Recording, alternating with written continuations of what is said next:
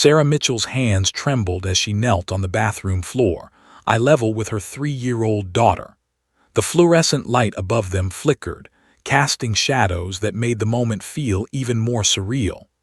Emma stood perfectly still in her pink pajamas with unicorns on them, the ones she'd begged for at Target just 3 months ago when life still felt somewhat normal. "Baby, can you show Mommy your arm again?" Sarah's voice cracked despite her best efforts to sound calm. Emma's blue eyes, so much like her father's it sometimes hurt to look at them, darted toward the closed bathroom door, then back to her mother. "Daddy said not to tell," she whispered, her bottom lip trembling. Sarah's heart shattered into 1,000 pieces. "Sweetie, you're not in trouble. Mommy just needs to see. You're safe here, I promise." Slowly, painfully slowly, Emma pulled up the sleeve of her pajama top. The bruise encircled her tiny wrist like a dark purple bracelet, 4 distinct marks where fingers had gripped too hard, pressed too deep into soft, innocent skin. Sarah felt bile rise in her throat. "How did this happen, Emma?" She kept her voice gentle, even as rage and terror battled inside her chest. "I didn't want to go to bed," Emma said, her voice so small it was almost lost in the hum of the bathroom fan. "I wanted Mommy. Daddy said stop crying, but I couldn't stop crying because I missed you." A tear rolled down her cheek. "He grabbed me really hard and put me in the dark room. I was scared, Mommy, so scared." Sarah pulled Emma into her arms, holding her daughter as if she could physically shield her from everything that had already happened, everything that might still come. Emma's small body shook with sobs against her chest, and Sarah felt her own tears falling into her daughter's blonde curls. "You did nothing wrong, baby. Nothing, do you hear me?" This wasn't the first time. That was the thing that made Sarah want to scream until her voice gave out. For 2 years, 2 long, agonizing years since the divorce, she'd known something was wrong. She documented every sign, every red flag, every moment that made her maternal instincts scream danger. There were the nightmares that started after Emma's first overnight at Derek's new house. Emma would wake up at 2 a.m., shrieking, crying for her mother, saying the shadows in her room were big and angry like Daddy. The pediatrician said night terrors were normal for toddlers going through divorce. There was the sudden regression. Emma had been potty trained at 2.5, proud of being a big girl. But after weekends with Derek, accidents became frequent. She'd wet the bed, crying in shame, saying she was bad and stupid. Words Sarah never used, words that sounded like someone else's voice coming from her baby's mouth. There was the way Emma flinched at loud noises, how she'd freeze when men raised their voices, even in innocent situations like a father cheering at the park. How she'd stopped laughing the way she used to, that full belly, joy-filled giggle that had once been so frequent it felt like sunshine. Sarah had brought it all up during mediation. Derek had smiled that charming smile of his, the one that had fooled her for 5 years of marriage, and explained it all away. "She's manipulating you, Sarah.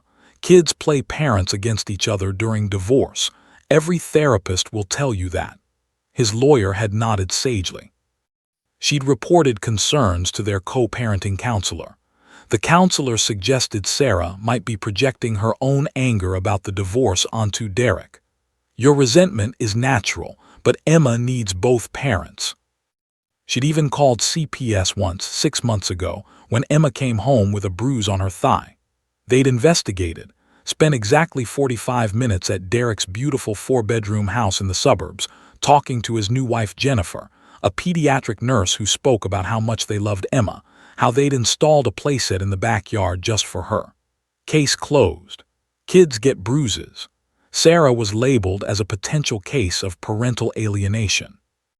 Derek had used that CPS report against her, filing a motion to reduce her custody, claiming she was unstable, vindictive, trying to damage his relationship with his daughter. He had money, so much money from his pharmaceutical sales job, and he'd hired Marcus Webb, the most expensive family lawyer in Portland. Meanwhile, Sarah was working as a substitute teacher and waiting tables 3 nights a week just to afford the attorney she had. The system was designed to be fair to both parents.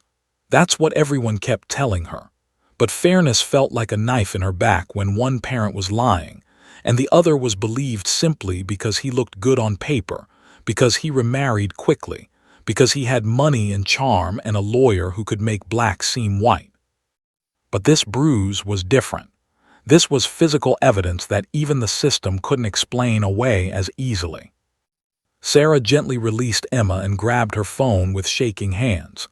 "Sweetie, Mommy needs to take some pictures of your arm, okay? Just so we can show the doctor." "Am I sick?" Emma asked, confused.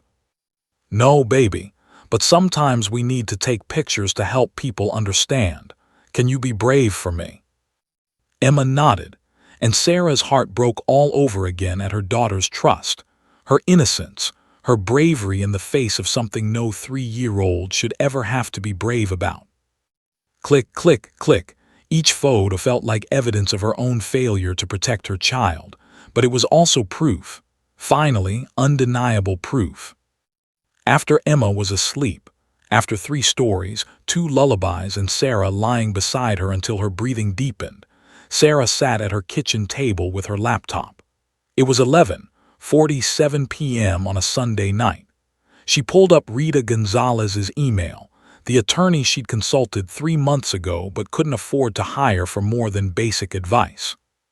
She typed with trembling fingers, "Rita, I need to file for emergency custody.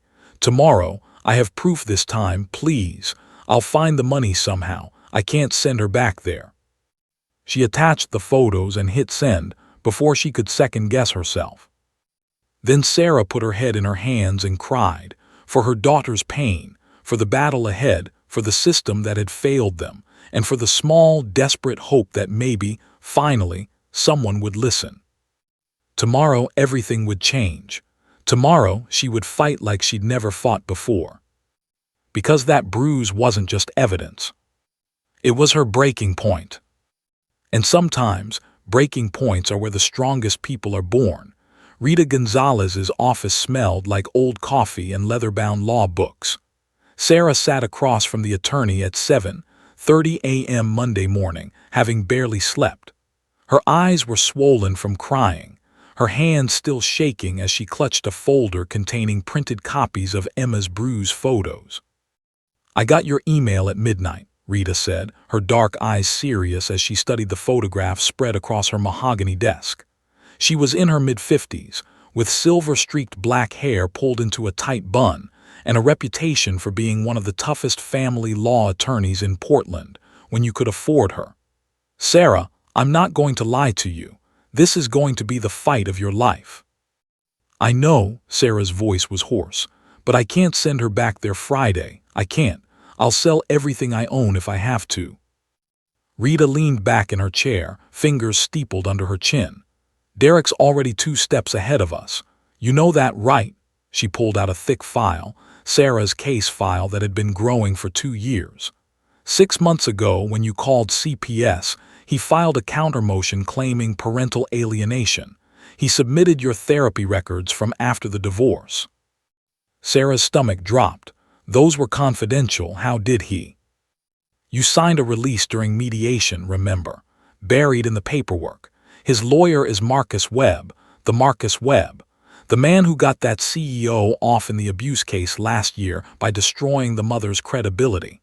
Rita's expression was grim. "Webb specializes in making concerned mothers look like vindictive ex-wives." "But the bruise is compelling, but Derek will have an explanation. He always does." Rita opened another folder, and Sarah's heart sank further as she saw the contents. "Look at what we're up against." The documents painted a picture that made Sarah want to vomit. Derek's financial disclosures showed an annual income of $180,000. Sarah's showed $31,000 from substitute teaching and waitressing combined. His home evaluation: a 4-bedroom house in West Lynn valued at $650,000, with a backyard playground, a finished basement with a playroom, and a neighborhood with top-rated schools. Sarah's address: a 2-bedroom apartment in a building where the heat worked intermittently. But it got worse. Derek had character references from his boss, his pastor, his neighbors, and his wife Jennifer, a pediatric nurse at Oregon Health and Science University. Jennifer Mitchell is prepared to testify that Emma is happy at their home, well cared for and thriving, Rita read aloud. She'll say the bruise happened when Emma fell off a swing at the park, that they documented it, that they were planning to tell you but Emma begged them not to because she was embarrassed. That's a lie, Sarah's voice cracked. Emma told me Derek grabbed her. A 3-year-old's word against 2 professional adults with clean records and a documented history of Emma's clumsiness. Rita's tone was bitter. They've been building this narrative for months. Look at this. They've kept a journal. Every time Emma scraped a knee, bumped her head, got a bruise from normal play. They're going to argue that you're misinterpreting normal childhood injuries as abuse because you can't accept the divorce. Sarah felt the walls closing in. What about the nightmares, the regression? Her therapist has documented all of it. Emma's therapist will help, but Derek's team will counter with their own expert who will say it's all normal divorce adjustment. They'll say you're the one causing the anxiety by bad-mouthing Derek, by making Emma afraid of him. Rita paused. Sarah, they've already filed a motion claiming you coach Emma on what to say. The room spun. I would never.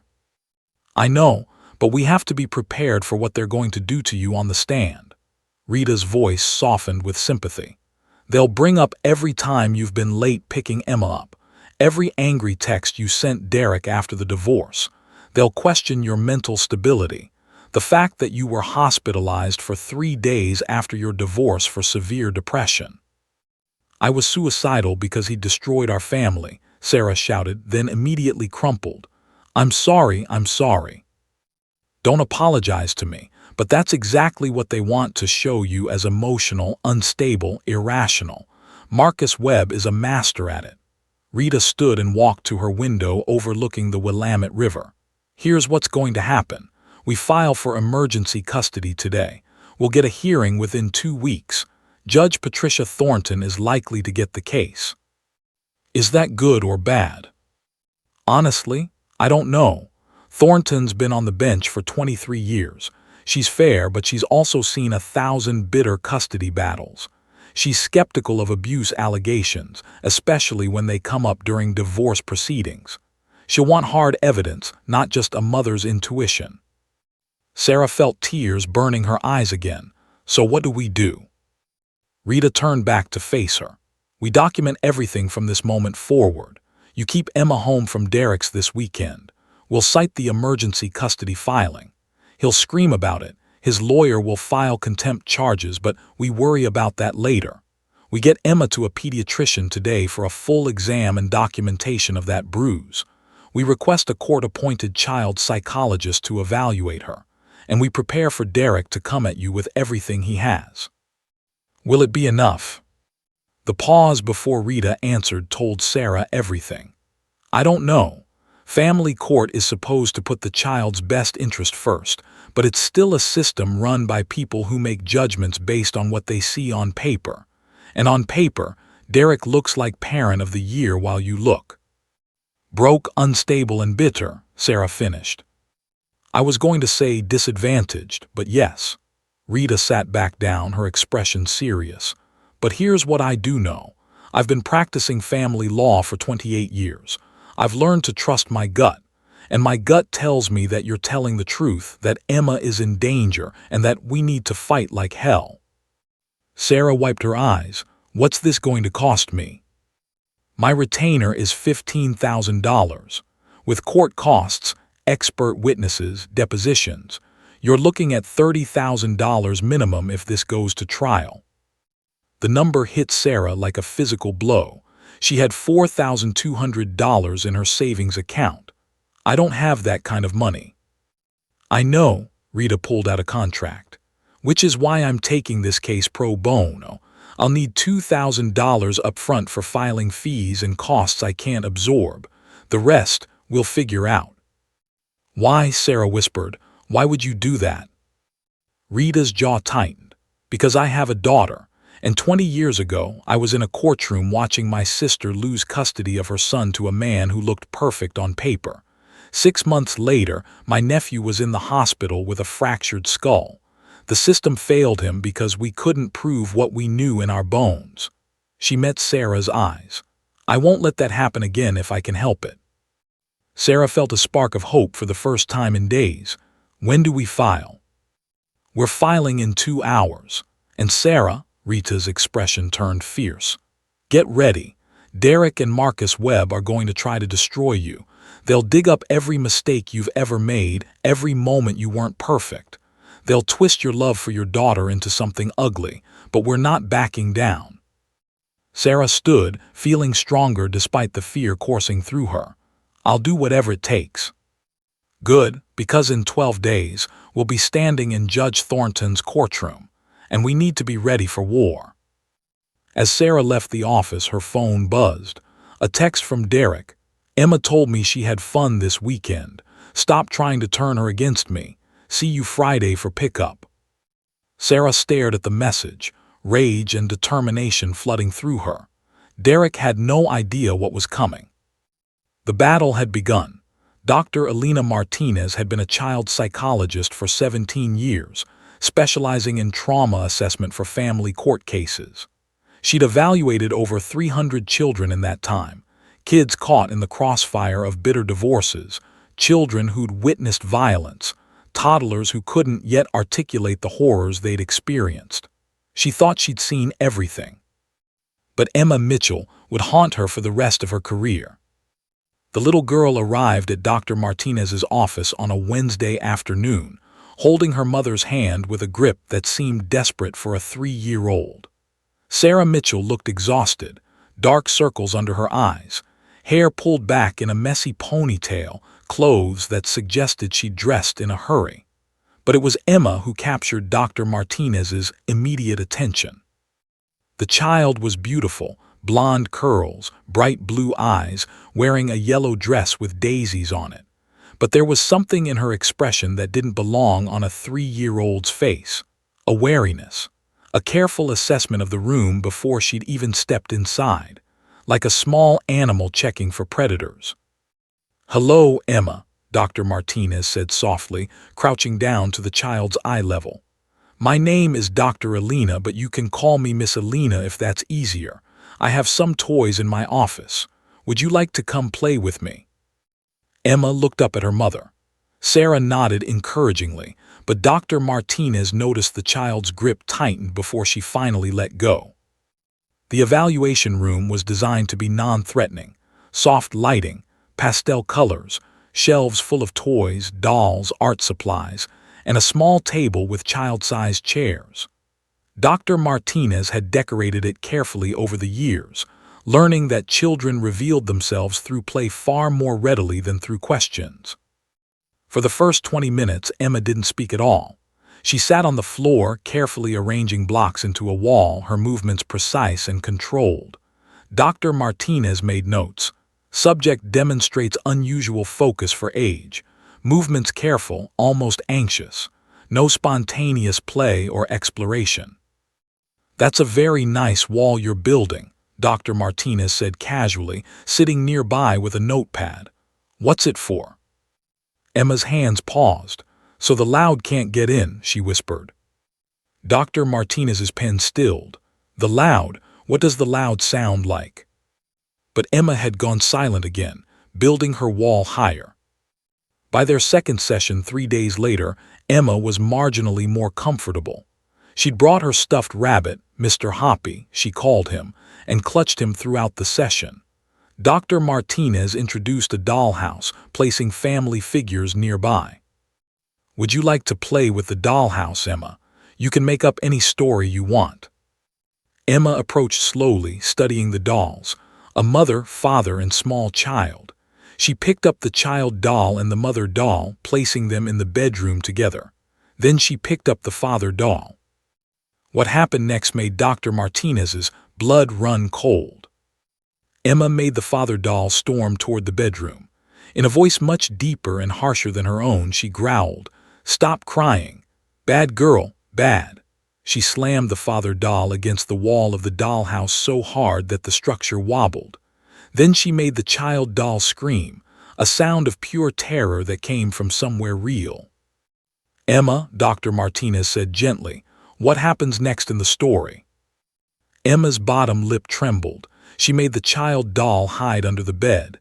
She's hiding so Daddy can't find her, so he won't be angry, so he won't grab her arms. Her voice dropped to barely a whisper. But he always finds her.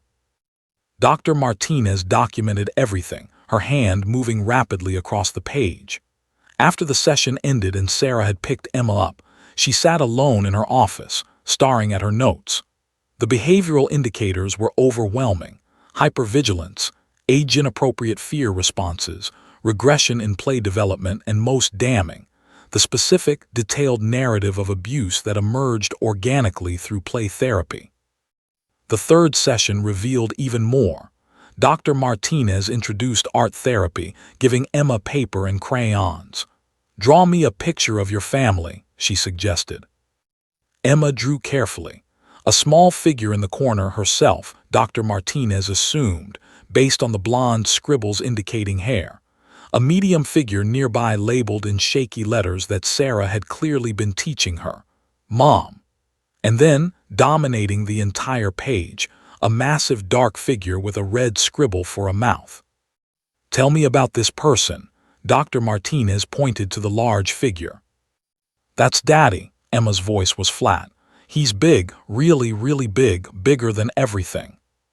"Why is he so big in your picture?" "Because when he's angry, he gets bigger and bigger until he's like a giant, and I get smaller." Dr. Martinez's clinical training kept her expression neutral, but inside, her heart was breaking. She'd seen this before. Children who experienced abuse often drew their abusers as literally larger than life, reflecting the overwhelming power differential they felt. By the fourth session, Emma had begun to trust her. During a game with puppets, Emma made the little rabbit puppet say something that Dr. Martinez would later quote in her court report. "Sometimes Daddy squeezes too hard, and sometimes his words hurt more than squeezing. He says I'm bad, that I made him angry, that Mommy put bad thoughts in my head. But I didn't do anything, Miss Alina. I just wanted my Mommy." The puppet dropped from Emma's hand, and she burst into tears. Dr. Martinez spent that evening writing her preliminary assessment, knowing that every word would be scrutinized in court. She had to be clinical, objective, professional. But between the lines of diagnostic criteria and behavioral observations, the truth screamed.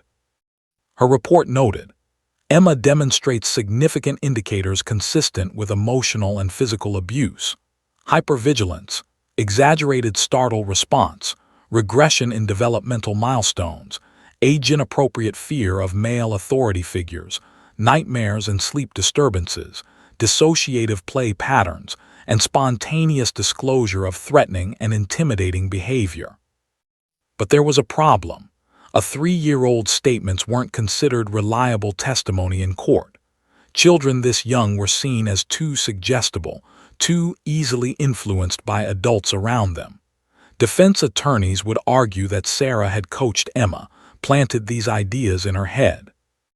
Dr. Martinez needed to find a way to make Emma's voice heard, her real voice, not filtered through an adult's interpretation. She added a final recommendation to her report, knowing it was unusual, possibly controversial. Given the severity of behavioral indicators and the child's spontaneous disclosures during play therapy, I recommend that the court consider direct interaction with Emma Mitchell. While 3-year-olds are typically not interviewed in judicial proceedings, this child has demonstrated an ability to communicate her experiences with consistency across multiple sessions. She needs an opportunity to be heard in a setting where her words cannot be dismissed as coached or influenced. Dr. Martinez knew Judge Patricia Thornton personally. They'd worked together on dozens of cases over the years. Thornton was tough, skeptical, and not easily swayed by emotional appeals. But she was also fair, and she trusted Dr. Martinez's professional judgment. The question was whether that would be enough.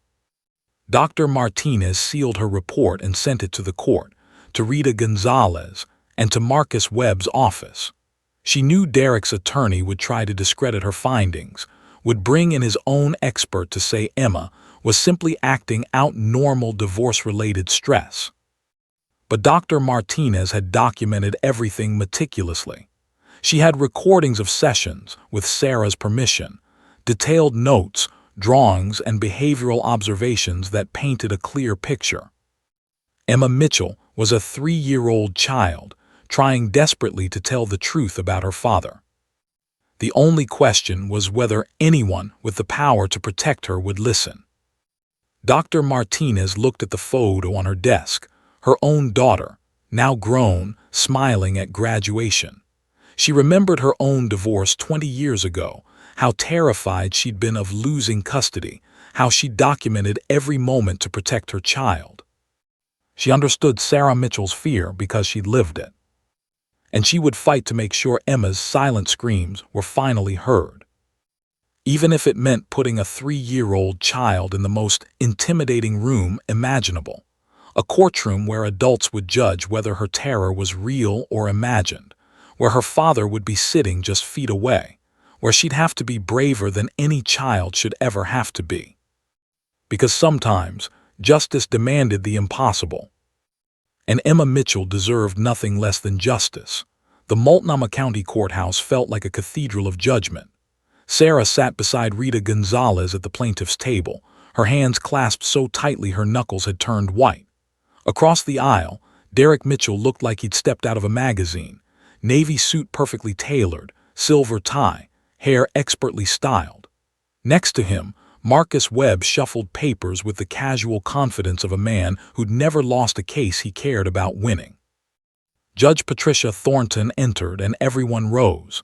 She was in her early 60s, with steel-gray hair cut short and sharp eyes that missed nothing. "Be seated," she said, her voice carrying the weight of 2 decades on the bench. "We're here for the emergency custody hearing in the matter of Mitchell v. Mitchell. Mr. Webb, call your first witness." "The defense calls Derek Mitchell, Your Honor." Derek took the stand with the easy grace of someone who'd rehearsed this moment 1,000 times. He placed his hand on the Bible, swore to tell the truth, and smiled sadly at the courtroom as if he were the victim in all of this.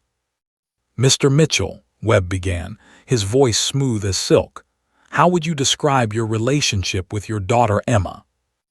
Derek's eyes actually glistened. "She's my whole world.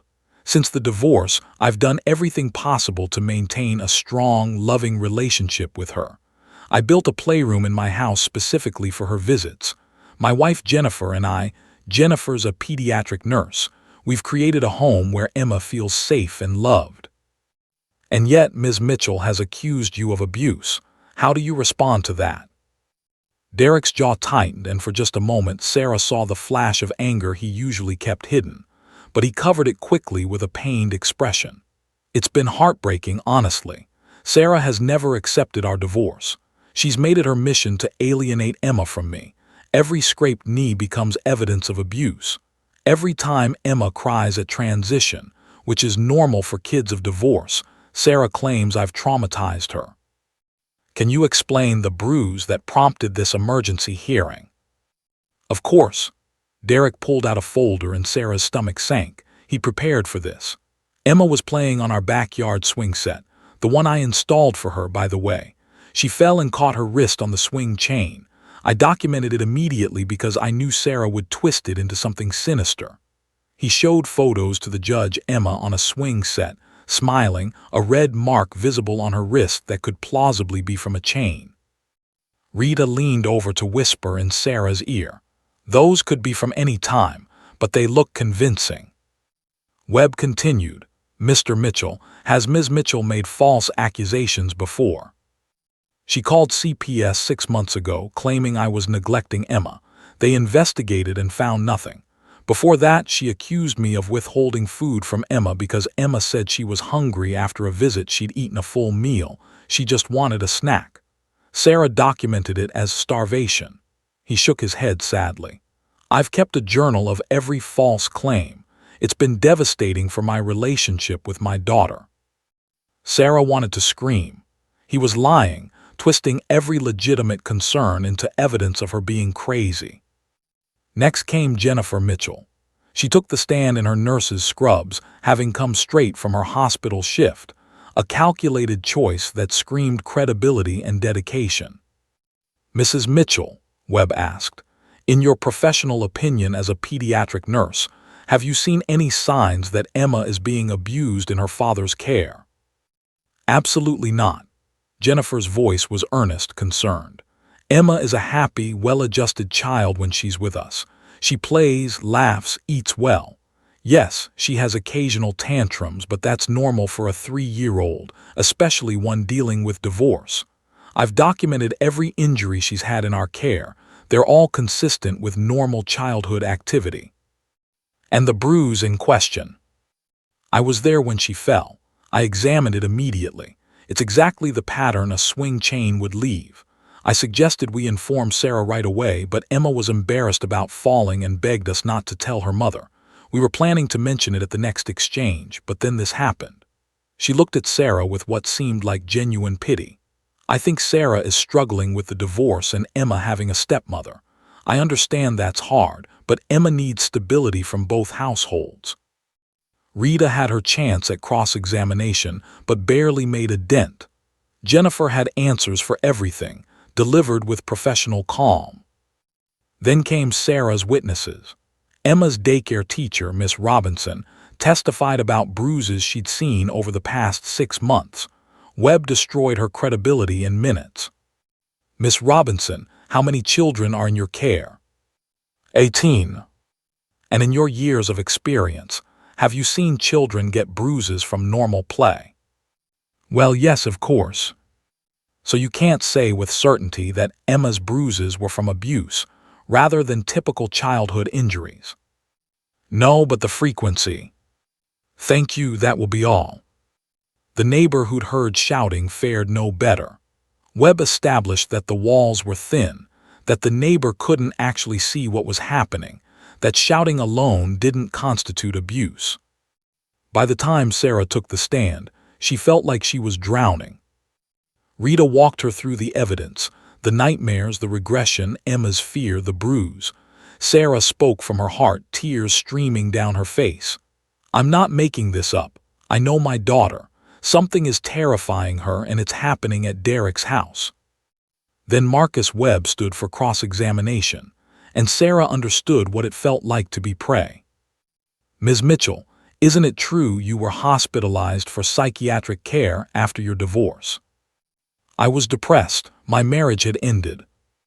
"Yes or no, please. Were you hospitalized?" "Yes." "And you've been in therapy ever since?" "Yes, but..."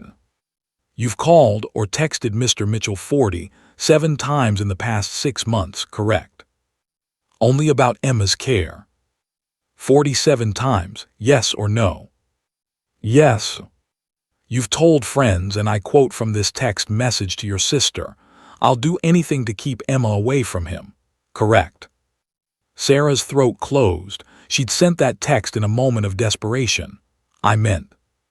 "You've documented every interaction with Mr. Mitchell, correct? Every exchange, every phone call, every perceived slight?" "Because I needed evidence." "Or because you're obsessed with controlling Mr. Mitchell?" Webb's voice turned sharp. "Isn't this really about you not accepting that your husband left you? That he's moved on with a new wife while you're struggling financially, working 2 jobs, living in a cramped apartment?" "No, this is about my daughter's safety." "Your daughter, who according to her daycare teacher, her pediatrician and multiple witnesses, appears happy and healthy. Your daughter, who you've now dragged into this circus because you can't accept reality." "Objection," Rita stood, argumentative. "Sustained," Judge Thornton said, "but the damage was done." Webb continued, pulling out Sarah's therapy records, her financial statements, her text messages expressing anger at Derek. By the time he finished, Sarah felt like she'd been filleted.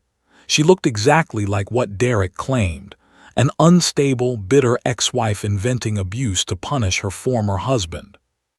When she stepped down, Rita squeezed her hand, but Sarah saw the truth in her attorney's eyes. They were losing. Judge Patricia Thornton sat alone in her chambers at 11:47 p.m. The city of Portland sprawled dark and quiet outside her window. The Emma Mitchell file lay open before her, documents and photos scattered across her desk like pieces of a puzzle that refused to come together. 23 years on the bench, hundreds of custody cases, and still, nights like this made her question whether justice was even possible in family court. She picked up one of the photos, Emma's bruised wrist, the purple marks distinct against pale skin. Then she picked up Derek's photos showing the same wrist near a swing-set chain. Both could be true, or one could be a carefully constructed lie. That was the hell of family court. Someone was always lying.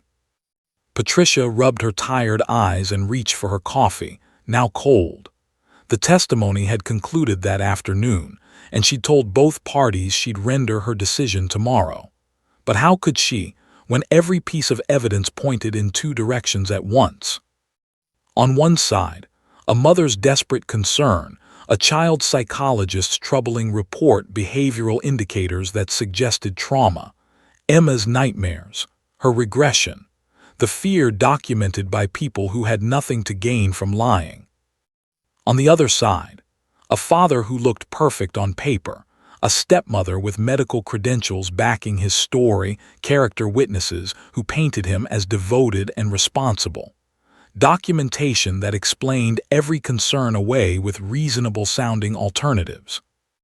Patricia stood and walked to her window, staring at her own reflection in the dark glass. She looked old tonight, tired. The weight of this decision pressed on her shoulders like a physical burden. She'd watched Derek Mitchell carefully during his testimony. 23 years taught you to read people, to see past the masks they wore for the court.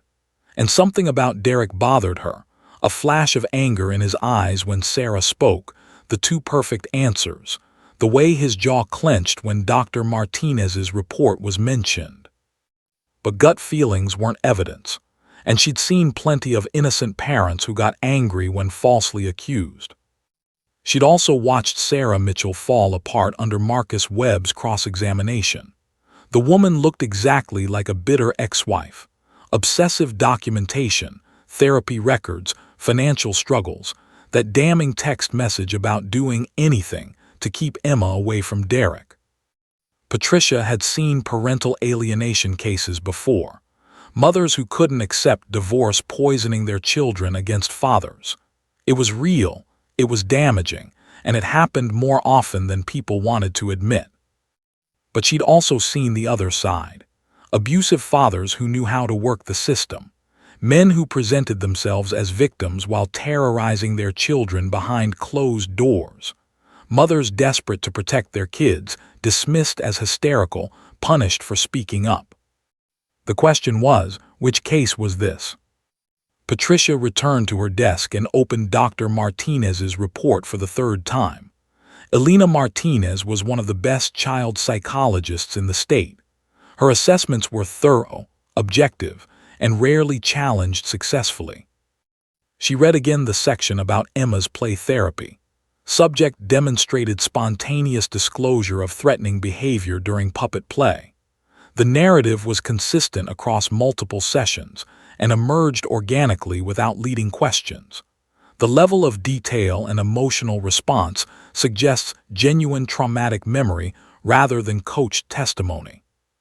But Webb had filed his own expert's report, Dr. Richard Brennan, a psychologist who specialized in false memory and parental alienation. His report argued, 3-year-old children are highly suggestible and cannot distinguish between real memories and stories they've been told. The behavior described is consistent with parental alienation syndrome, where a child is manipulated into fearing a parent without cause. Two experts, two completely opposite conclusions. Patricia pulled up Emma's pediatric records on her computer. The child had been seen 14 times in the past year. 7. Documented bruises or injuries. The pediatrician's notes were carefully neutral. Minor contusion consistent with fall. Mother concerned about frequency of injuries. Advised that active toddlers typically present with multiple minor injuries. Was Emma clumsy, or was someone hurting her and explaining it away? Patricia looked at the photos again, not just the wrist bruise, all of them. There was one from 3 months ago, a bruise on Emma's upper arm, 4 distinct marks, like fingers. Derek's explanation: Emma had pulled away when he tried to prevent her from running into the street. A protective grab. Plausible, reasonable, the kind of thing any parent might do. But Patricia had grabbed her own daughter's arm that way once, 20 years ago, pulling her back from traffic. She remembered exactly how hard she'd gripped, hard enough to stop her, not hard enough to leave marks. She opened another document, the CPS investigation from 6 months ago. No evidence of abuse or neglect found. Home is clean, well-maintained, and child-appropriate. Both Mr. Mitchell and Mrs. Jennifer Mitchell were cooperative and forthcoming. Emma appeared comfortable in the home, though somewhat shy. Case closed. But Patricia knew CPS was overwhelmed, understaffed. A 45-minute home visit to a beautiful house with a pediatric nurse explaining everything. Of course they'd found nothing. Abusers who were smart didn't leave obvious evidence. Her phone buzzed. A text from her daughter, Rachel, now 32 and living in Seattle. "Hey Mom, just checking in. You working late again?" Patricia smiled sadly and texted back, "Tough case. Miss you, sweetheart." Rachel replied immediately, "The custody battle, Dad told me about it. Trust your gut, Mom, you always know." Patricia stared at those words, trust your gut. Her gut said Emma Mitchell was terrified of her father. Her gut said Derek was a skilled liar. Her gut said Sarah might be imperfect, struggling, even obsessive, but she was telling the truth. But the law didn't run on gut feelings. It ran on evidence, precedent, standards of proof. And the evidence was contradictory. Patricia stood and paced her office, thinking through her options. She could grant Derek continued custody with Sarah's visitation remaining the same, essentially ruling that Sarah's concerns were unfounded. That felt wrong, dangerous even. She could grant Sarah emergency custody, but on what grounds? Derek's defense had been strong. If she ruled against him without solid evidence, he'd appeal and she'd likely be overturned. Worse, Emma would be caught in legal limbo for months or years. She could order more evaluation, more therapy, more monitoring, but that just prolonged Emma's suffering while adults argued. Then Patricia thought about something Dr. Martinez had suggested in her report, something unusual, possibly unprecedented for a child this young. "I recommend direct interaction between the court and the child." Patricia had interviewed children in chambers before. Older kids, usually 8 or above, who could articulate their feelings and wishes, but a 3-year-old. The legal precedent was murky at best. 3-year-olds weren't competent witnesses. They couldn't testify under oath.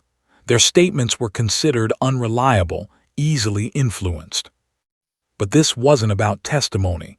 This was about observation. Patricia had spent 23 years reading people. She could read adults who'd spent decades learning to lie. Maybe she could read the truth in a 3-year-old who hadn't yet learned how. It was risky, controversial. Marcus Webb would scream about it. If she got it wrong, she'd be putting a traumatized child through unnecessary stress, or worse, giving Derek ammunition to claim bias. But if she didn't do it, and sent Emma back to a dangerous situation. Patricia thought about the cases that haunted her. The ones where she'd ruled conservatively, followed precedent, made the safe choice, and later learned a child had been hurt. Those faces never left her. Those names were written on her soul. She couldn't add Emma Mitchell to that list. Patricia made her decision. Tomorrow, she would do something she'd never done in 23 years on the bench. She would bring a 3-year-old child into her courtroom, not her chambers, but the actual courtroom where her father would be sitting, where the lawyers would be watching, where the truth would have nowhere to hide. She would look Emma Mitchell in the eyes and ask her directly, "Are you safe?" And she would trust what she saw. It might be unorthodox, it might be challenged on appeal, but Patricia hadn't spent 2 decades fighting for children to start second-guessing herself now. She picked up her phone and texted her clerk, "Clear my morning docket. Mitchell hearing continues at 9 a.m. Prepare to bring the child into the courtroom." Then she closed the file, turned off her light and went home. Tomorrow, justice would depend on 7 words from the smallest voice in the room. And Judge Patricia Thornton would be listening.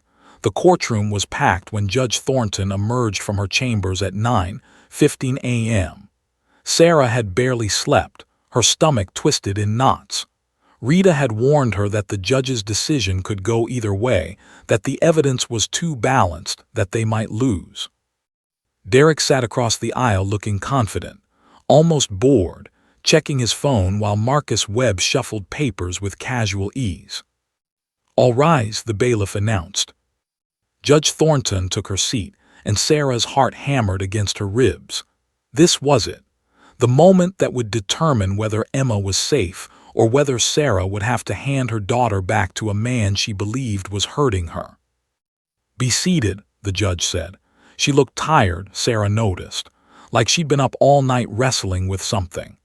"I've reviewed all the evidence, testimony, and expert reports submitted in this case. This has been one of the most difficult decisions I've faced in my career on the bench." Sarah felt Rita's hand grip hers under the table. "The evidence presented is contradictory. Both parties have credible witnesses. Both parties have experts supporting their positions. Both parties appear to love their daughter." Judge Thornton paused, her eyes moving between Sarah and Derek. "However, there's one voice we haven't heard from, the most important voice in this room." Sarah's breath caught.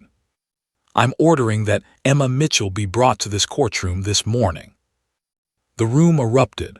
Marcus Webb shot to his feet. "Your Honor, that's highly irregular. The child is 3 years old. She's not a competent witness. This is exactly the kind of traumatic experience we're trying to protect her from." "I'm not calling her as a witness, Mr. Webb. I'm exercising my discretion to observe and interact with the child, who is the subject of these proceedings." "Your Honor, I must object in the strongest possible terms." "Your objection is noted and overruled." Judge Thornton's voice was steel. "Mr. Webb, I've been practicing family law since before you passed the bar. I know exactly what I'm doing. Ms. Gonzalez, is Emma Mitchell available?" Rita stood, her voice shaking slightly with hope and fear. "Yes, Your Honor. Her grandmother has her in the waiting area as you requested." Sarah's mother had brought Emma to the courthouse that morning, thinking she'd just be nearby in case she was needed. Sarah hadn't known the judge would actually bring her into the courtroom. "Bailiff, please bring in Dr. Martinez first," the judge ordered. Dr. Elena Martinez entered moments later, understanding immediately what was being asked of her. "Your Honor." "Dr. Martinez, I want you to bring Emma Mitchell into this courtroom. I'm going to speak with her briefly. You'll remain with her the entire time. If at any moment you believe this is causing her undue distress, you tell me immediately. Understood?" "Yes, Your Honor." "Clear the gallery," Judge Thornton ordered. "Everyone except the parties, counsel, court reporter, and bailiff out." The spectators filed out reluctantly, leaving an eerie quiet in the large courtroom. Judge Thornton stepped down from the bench, something Sarah had never seen a judge do. She pulled a chair from the jury box and placed it in the center of the courtroom, then sat in it, making herself lower, less imposing. "Bring her in," she said quietly. The courtroom door opened. Sarah's heart stopped as she watched Dr. Martinez walk through the doorway, holding Emma's small hand. Her daughter looked so tiny in this vast room with its high ceilings and dark wood paneling. Emma wore the purple dress Sarah's mother had picked out. Purple was Emma's favorite color, and she clutched Mr. Hoppy, her stuffed rabbit, against her chest. Emma's eyes were wide, taking in the strange room, the serious adults watching her. When she saw Sarah, she tried to pull toward her mother, but Dr. Martinez held her hand gently, walking her slowly toward Judge Thornton. Sarah wanted to run to her, scoop her up, and flee this building, but Rita's hand on her arm kept her seated. Derek leaned forward, and Sarah saw his jaw clench. For just a moment, his mask slipped, and she saw something dark flash across his face before he arranged it into a concerned father's expression. Emma saw him too. Sarah watched her daughter's body language change instantly, shoulders hunching, grip tightening on Mr. Hoppy, steps becoming hesitant. Judge Thornton noticed. Sarah saw the judge's eyes sharpen, taking in every detail. "Hello, Emma," Judge Thornton said softly, staying seated so she was closer to Emma's height. "My name is Judge Patricia. Do you know where you are?" Emma nodded, her voice tiny. "The judge place." "That's right, you're very smart. I want to talk to you for just a minute, okay? You're not in trouble. Nobody here is angry with you." Emma's eyes darted to Derek again, and Sarah saw her daughter's breathing quicken. "Emma, look at me, sweetheart," the judge said gently. "I have some questions and I want you to answer honestly. Can you do that?" "Okay," Emma whispered. "What's your favorite thing to do?" "I like swings and stories. Mommy reads me stories every night." "That sounds wonderful. Do you have friends at daycare?" Sophie is my best friend. We play princesses." Judge Thornton smiled. "I bet you make a great princess. Emma, I need to ask you something important now. When you're at Mommy's house, how do you feel?" "Happy," Emma said immediately. "Safe." "And when you're at Daddy's house, how do you feel?" The silence that followed was deafening. Emma's bottom lip began to tremble. Her eyes found Derek, and Sarah watched her daughter's face transform, fear, raw and undeniable, replacing the cautious calm she'd had moments before. "Emma," Judge Thornton prompted gently, "how do you feel at Daddy's house?" Tears spilled down Emma's cheeks. Her voice, when it came, was barely a whisper, but in the absolute silence of that courtroom, every word rang clear. "I don't want Daddy to be angry." The words hung in the air like smoke. Sarah pressed her hand to her mouth, tears streaming down her face. Rita's pen had frozen mid-note. Even Marcus Webb had gone still. Judge Thornton leaned forward slightly, her voice infinitely gentle. "What happens when Daddy gets angry, sweetheart?" Emma's whole body began to shake. He yells really, really loud, and his face gets all red and scary, and she couldn't continue. Her small chest heaved with sobs. "He says I'm bad. He says Mommy made me bad. He grabs my arms and it hurts, and—" "Your Honor, this is clearly coached." Marcus Webb started to stand. "Sit down, Mr. Webb." Judge Thornton's voice was ice. "Now." Emma had started to cry in earnest now, the kind of deep, terrified sobbing that came from somewhere primal. "I tried to be good. I tried so hard. But he's always angry and I don't know why." And she couldn't speak anymore. Dr. Martinez knelt beside her, holding her gently. "It's okay, Emma. You did so good. You're so brave." Judge Thornton stood, and Sarah saw something she'd never seen before, tears in the judge's eyes. "Thank you, Emma," she said softly. "Dr. Martinez, please take her out." As Dr. Martinez led Emma toward the door, the child looked back at her mother. Sarah mouthed, "I love you," and Emma managed a tiny nod before disappearing through the door. The courtroom remained frozen. Derek's face had gone white, his hands gripping the table. Marcus Webb looked like he'd been punched. Judge Thornton climbed back to the bench, and when she spoke, her voice carried the full weight of her authority. "In 23 years on this bench, I have never witnessed anything like what I just saw. That child's fear was not coached. It was not imagined. It was real." Sarah couldn't breathe. This was it. Emergency custody is granted to Sarah Mitchell, effective immediately. Gavel's crack echoed through the courtroom like thunder, but the sound that followed was even louder, Derek Mitchell's chair scraping violently against the floor as he shot to his feet. "This is insane." His voice, no longer controlled and smooth, rang with barely contained fury. "You're basing a custody decision on a 3-year-old who's been manipulated by her mother. This is a joke." Judge Thornton's eyes turned cold. "Mr. Mitchell, sit down and control yourself, or I'll hold you in contempt." "Contempt? I'm being denied my daughter based on." "Bailiff." Judge Thornton's voice cut through Derek's outburst like a blade. The bailiff stepped forward, hand moving to his side. The threat was clear. Derek's face flushed deep red, the same red Emma had described, and for a moment, everyone in the courtroom saw exactly what that little girl saw when her father got angry. The mask had completely fallen away. Marcus Webb grabbed his client's arm, pulling him back into his seat. "Your Honor," Webb said, his voice strained but professional, "we will obviously be filing an immediate appeal. This decision is based on inadmissible testimony from a child who lacks the capacity."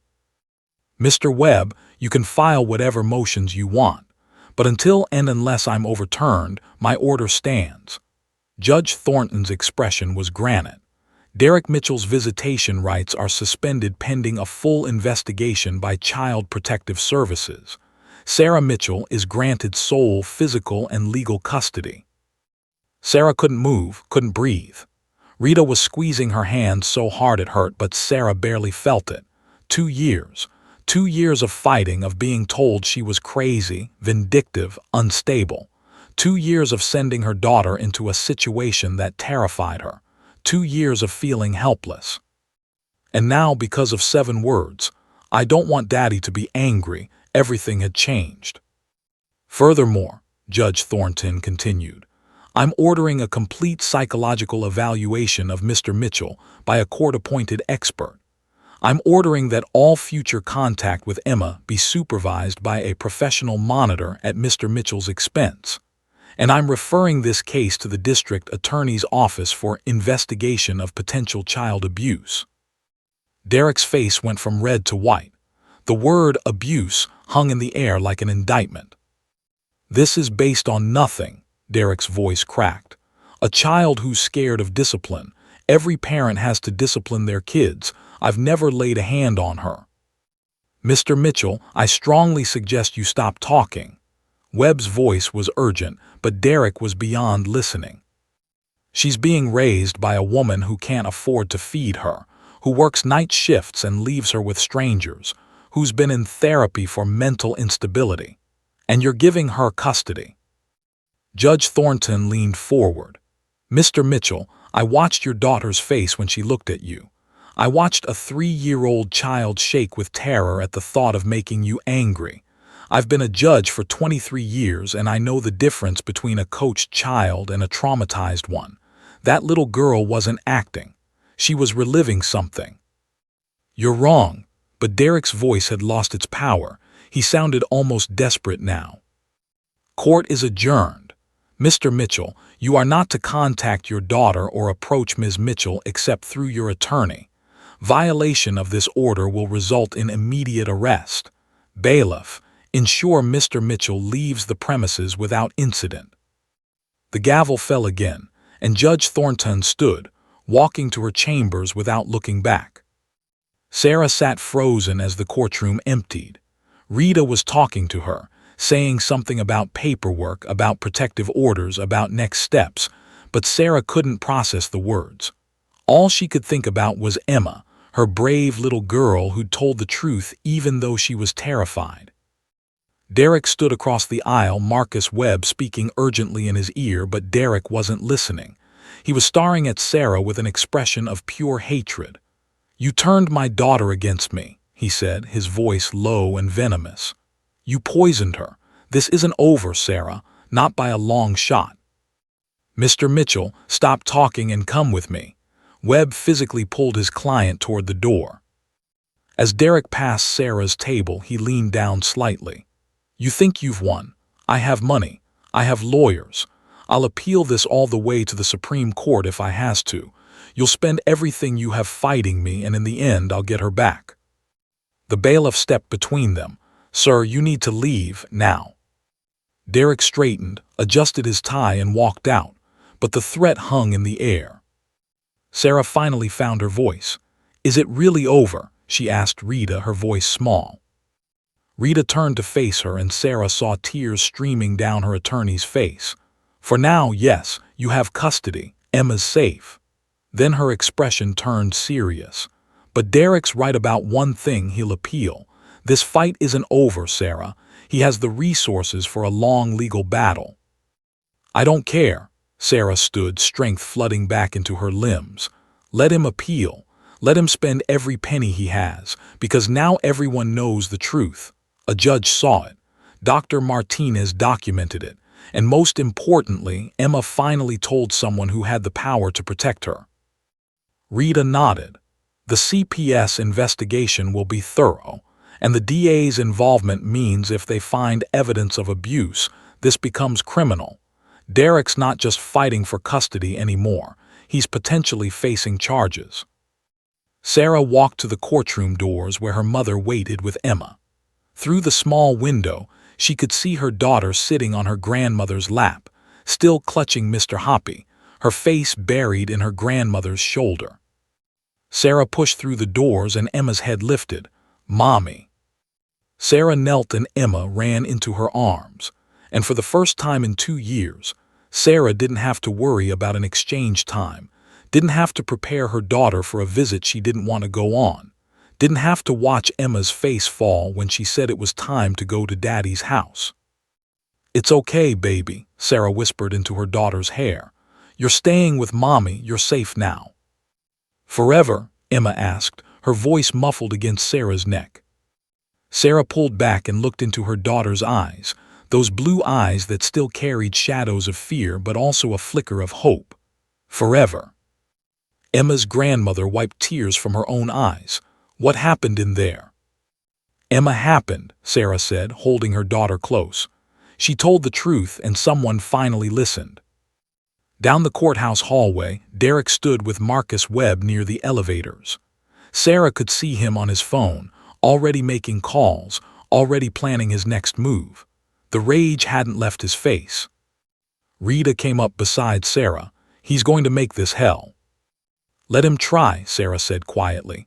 Because now I know something I didn't know 2 hours ago. The system can work. The truth can win. And my daughter's voice, her tiny, brave, beautiful voice, is stronger than all his money and lawyers combined. Emma pulled back and looked at her mother. I was brave, wasn't I, Mommy? Sarah cupped her daughter's face. You were the bravest person I've ever known. Will Daddy be angry? Probably, Sarah answered honestly. But you know what? It doesn't matter anymore.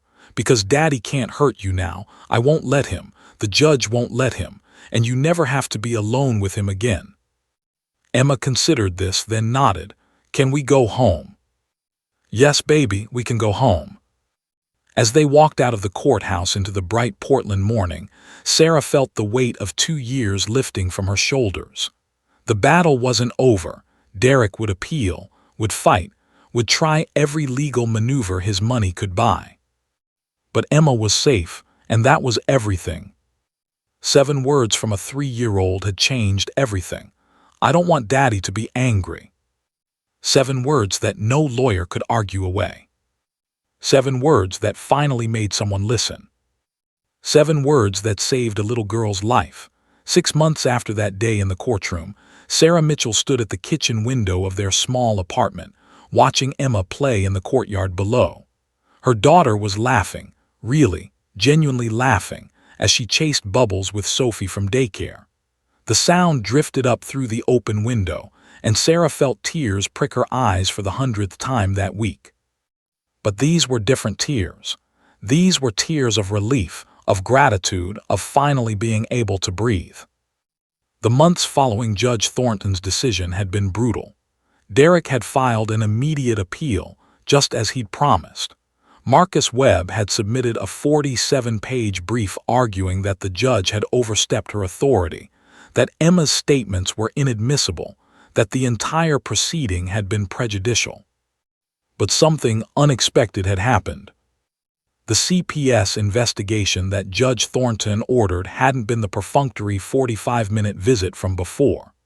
This time, they'd sent their most experienced investigator, Maria Santos, a woman who'd worked child welfare for 20 years and had a sixth sense for uncovering hidden truths. Maria had interviewed Derek's neighbors, really interviewed them, not just knocked on doors.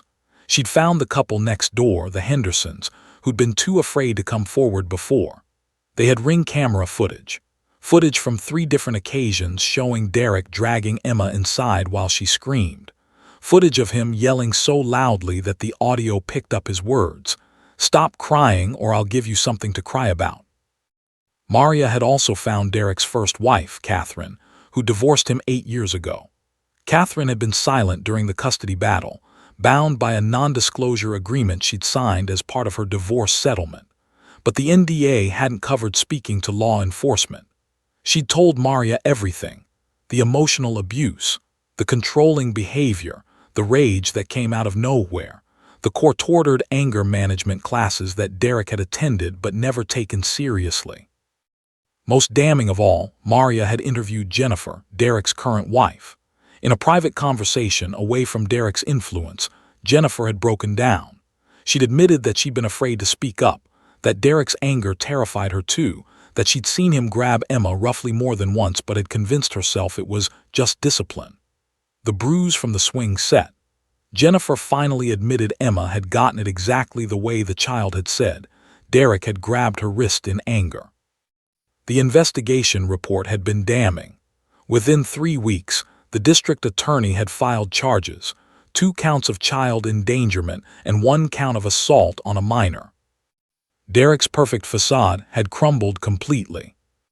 His appeal was denied. The judge's decision was upheld.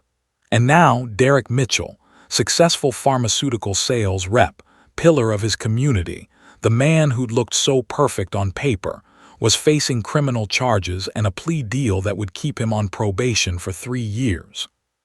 Sarah's phone buzzed. A text from Rita, supervised visit report came in. Derek completed 6 months of court-ordered therapy and anger management. He's requesting to move from professional supervision to family supervision. Your thoughts? Sarah stared at the message for a long moment. 6 months ago, the thought of Derek having any contact with Emma would have filled her with terror.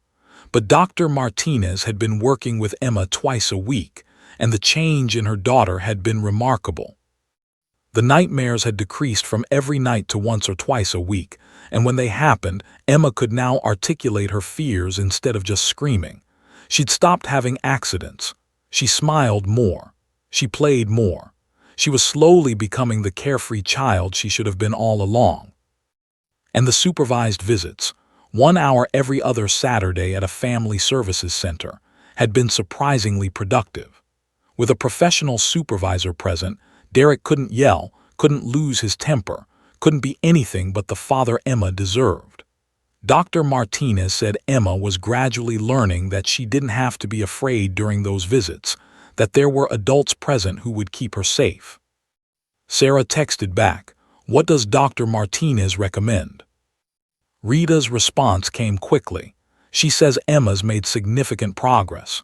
Derek has too, surprisingly. His therapist reports genuine engagement with treatment. Martinez thinks supervised visits with your mother present might be appropriate if you're comfortable. Sarah looked out the window again. Emma had stopped chasing bubbles and was now on the swings, pumping her legs with determination, trying to go higher. She looked free, happy, safe. Sarah made her decision and typed, "I'll agree to family supervision with my mother present. But the moment Emma shows signs of distress, we go back to professional supervision. Her safety comes first. Always." "Always," Rita texted back. "You're a good mom, Sarah, never doubt that." Sarah walked downstairs to the courtyard. Emma saw her and called out, "Mommy, Watch me, I'm going so high. I see you, baby, Sarah called back, settling onto a bench. Sophie's mother, Angela, sat down beside her. Emma's doing so well. I remember 6 months ago when she first started daycare with Sophie, she was so withdrawn. Now look at her. I know, Sarah said softly. It's been a journey. I heard about what happened, Angela said carefully. With your ex-husband, what Emma said in court. My sister works at the courthouse. She told me the judge cried. Sarah nodded. Emma was so brave, braver than any 3-year-old should have to be. She had a brave mother, Angela said. A lot of women wouldn't have fought like you did. They would have given up when the system pushed back. Sarah watched Emma swing higher, her blonde curls flying behind her, her laughter carrying on the breeze. I couldn't give up. She's my whole world. That evening, after dinner and bath time and 3 stories, Sarah tucked Emma into bed. Mr. Hoppy was tucked in beside her, both of them cozy under the butterfly comforter Sarah's mother had bought to celebrate the custody win. Mommy, Emma's voice was sleepy. Yes, baby. I don't have bad dreams as much anymore. I know, I'm so proud of you. Is Daddy still angry? Sarah chose her words carefully, the way Dr. Martinez had taught her. Daddy is learning how to handle his anger better. He's talking to a doctor who's helping him, just like Dr. Alina helps you. Will I have to go back to his house? Not for a long time, sweetheart. And if you ever do, it will only be when you're ready, and I promise you'll be safe. Emma thought about this, then nodded. Okay, she yawned. Mommy, I love you. I love you too, Emma, more than all the stars in the sky. As Emma's breathing deepened into sleep, Sarah sat on the edge of the bed, watching her daughter's peaceful face. She thought about that day in the courtroom, about 7 words that had changed everything. Rita had called her last week with unexpected news. Judge Thornton wanted to include Emma's case in a training program for family court judges across the state. The case was being written up in legal journals, not because of brilliant legal arguments or novel precedent, but because it demonstrated something the system too often forgot. That children's voices matter, that sometimes the smallest voice tells the biggest truth, that justice means listening to the people who can't fight for themselves. Sarah's phone buzzed with an email. The subject line read, "Speaking engagement request." She opened it. A women's advocacy group wanted her to speak at their annual conference about her experience, about fighting for custody, about never giving up when you know your child is in danger. Sarah stared at the email for a long moment, then closed it. Maybe someday she'd be ready to share her story publicly. But right now, all that mattered was this moment, her daughter sleeping peacefully, safe in their home, free from fear. She thought about all the other mothers out there fighting the same battle, facing the same skepticism, struggling against systems that didn't always believe them. She hoped Emma's case would help them. She hoped that 7 words from a 3-year-old might make judges listen more carefully, might make courts take mothers' concerns more seriously, might protect other children who were too afraid to speak up. Sarah stood, kissed Emma's forehead, and walked to her own room. Tomorrow she'd wake up and not have to worry about an exchange time. She'd make Emma pancakes, her favorite, and they'd go to the park. Just the 2 of them, safe, together, free. As she turned off her light, Sarah whispered into the darkness, "Thank you, Emma. Thank you for being brave enough to tell the truth." And somewhere in the universe, justice smiled. Because sometimes, the most powerful voices are the smallest ones. Sometimes, 7 words are enough to change a life. Sometimes, all it takes to silence a courtroom is the truth from a child who's finally safe enough to speak it. The end.